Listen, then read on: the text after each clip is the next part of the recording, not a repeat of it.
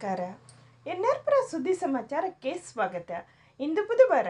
ನಾನು ಭಾಗ್ಯ ನಂಜುಂಡಸ್ವಾಮಿ. ಸುದ್ದಿಗಳ ವಿವರ.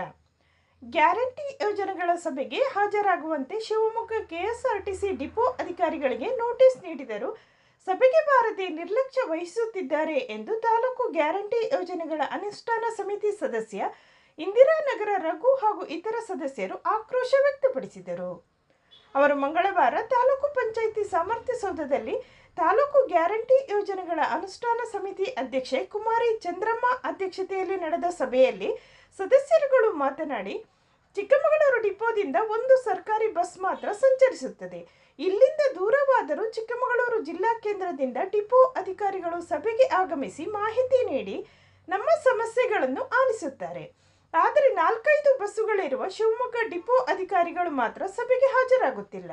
ಶಿವಮೊಗ್ಗದಿಂದ ಬರುವ ಸರ್ಕಾರಿ ಬಸ್ಗಳು ಬಸ್ ನಿಲ್ದಾಣಕ್ಕೆ ಬಾರದೆ ಹಾಗೆಯೇ ಹೊರಟು ಹೋಗುತ್ತಿದೆ ಎಂದು ದೂರಿದರು. ಸದಸ್ಯ ಬೇಸಿಲ್ ಮಾತನಾಡಿ, ಕೆಲವು ಅರ್ಹ ಫಲಾನುಭವಿಗಳು ಬಿಪಿಎಲ್ ಕಾರ್ಡ್ನಿಂದ ವಂಚಿತರಾಗುತ್ತಿದ್ದಾರೆ ಎಂದು ದೂರಿದರು.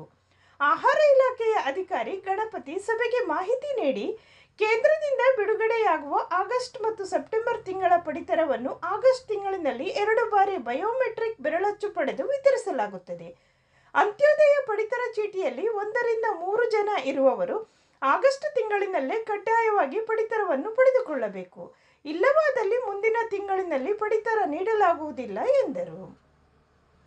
ಸಭೆಯಲ್ಲಿ ಸಮಿತಿ ಸದಸ್ಯರುಗಳಾದ ಹೂವಮ್ಮ, ನಿತ್ಯಾನಂದ, ನಾಗರಾಜ್, ಕ್ಷೇತ್ರಕುಮಾರ್, ದೇವರಾಜ್, ಬೇಸಿಲ್, ಟಿಟಿ ಇಸ್ಮಾಯಿಲ್, ತಾಲೂಕು ಪಂಚಾಯಿತಿ ಯೋಜನಾಧಿಕಾರಿ ಯಾದವರಾಜ್, ಪಂಚಾಯತ್ ರಾಜ್ ಸಹಾಯಕ ನಿರ್ದೇಶಕಿ ಮಂಜುಳಾ, ಶ್ರೀದೇವಿ ಹಾಗೂ ಗ್ಯಾರಂಟಿ ಯೋಜನೆಗಳ ಅನುಷ್ಠಾನ ಇಲಾಖೆಯ ಅಧಿಕಾರಿಗಳು ಇದ್ದರು. ಈ ಪಾಪ ಎಷ್ಟು ಜನ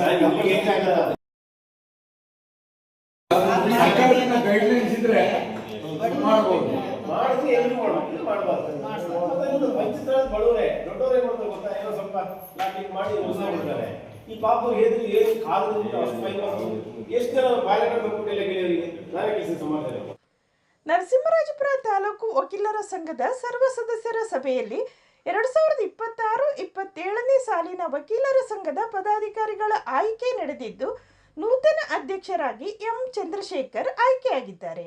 ಕಾರ್ಯದರ್ಶಿಯಾಗಿ ಎಂ ಬಸವರಾಜ್, ಉಪಾಧ್ಯಕ್ಷರಾಗಿ ಪೋಲ್ ಚೆರಿಯನ್, ಸಹ ಕಾರ್ಯದರ್ಶಿಯಾಗಿ ಎಂಸಿ ಸುಮಾ, ಖಜಾಂಚಿ ಹಾಗೂ ಲೈಬ್ರರಿಯನ್ ಆಗಿ ಎಂಆರ್ ಶಿವಪ್ರಸಾದ್ ಆಯ್ಕೆಯಾದರು.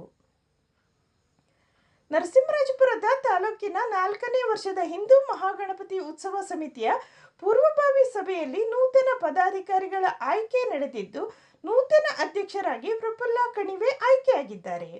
ಪದಾಧಿಕಾರಿಗಳ ಪಟ್ಟಿ ಈ ರೀತಿ ಇದೆ.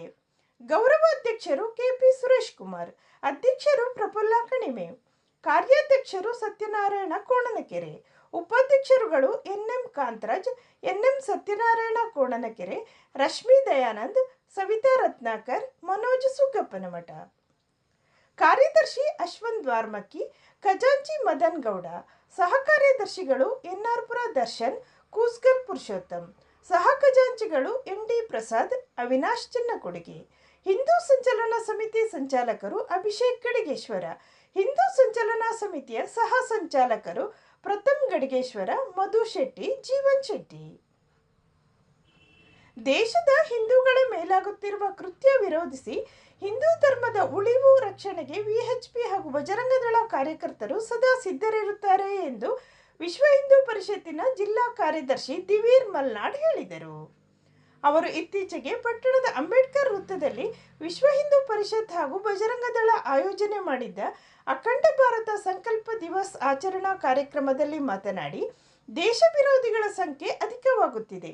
ನಮ್ಮ ಹಿಂದೂಗಳ ಹೆಣ್ಣು ಮಕ್ಕಳ ಮೇಲೆ ಲವ್ ಜಿಹಾದ್ ಎಂಬ ಅಸ್ತ್ರ ಬಳಸಿ ಧರ್ಮವನ್ನೇ ನಾಶ ಮಾಡುವ ಹುನ್ನಾರ ಮಾಡಲಾಗುತ್ತಿದೆ.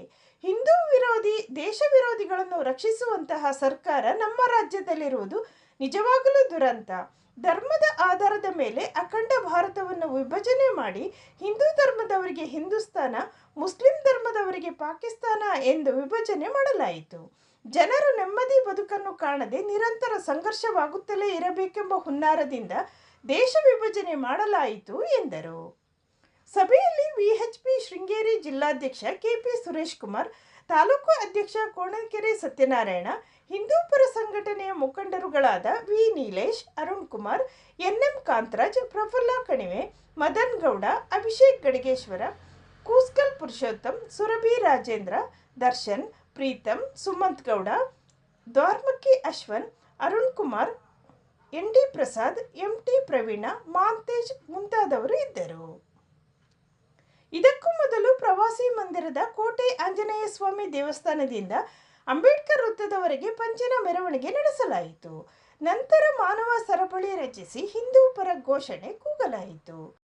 ಭಾರತದ ಇತಿಹಾಸವನ್ನ, ಪರಂಪರೆಯನ್ನ, ಭಾರತದ ಮಣ್ಣಿನ ನೆಲದ ಗುಣವನ್ನ ಅರಿತುಕೊಂಡವರಿಗೆ ಈ ನೆಲದ ಕಂಪು ಮತ್ತು ಈ ನಾಡಿನ ಸೊಗಡು ಗೊತ್ತಿರುವಂತವರಿಗೆ ಈ ಅಖಂಡ ಭಾರತದ ಸಂಕಲ್ಪದ ಕಲ್ಪನೆ ಹತ್ತಿರ ಆಗ್ಲಿಕ್ಕೆ ಸಾಧ್ಯ. ಯಾವುದೋ ಜಪಾನ್